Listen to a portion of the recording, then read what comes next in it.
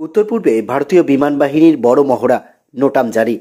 চীন, ভুটান, মায়ানমার ও বাংলাদেশের সীমান্ত সংলগ্ন কৌশলগতভাবে সংবেদনশীল উত্তর পূর্ব ভারত জুড়ে বৃহৎ পরিসরের বিমান মহড়ার জন্য ভারতীয় বিমান বাহিনী আইএএফ একাধিক নোটাম বিমান চলাচলের জন্য সতর্কতা জারি করেছে।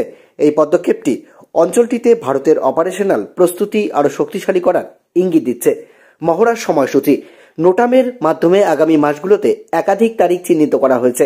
নভেম্বর 6 থেকে 20 নভেম্বর, ডিসেম্বর 4 থেকে 18 ডিসেম্বর, জানুয়ারি 1 থেকে 15 জানুয়ারি।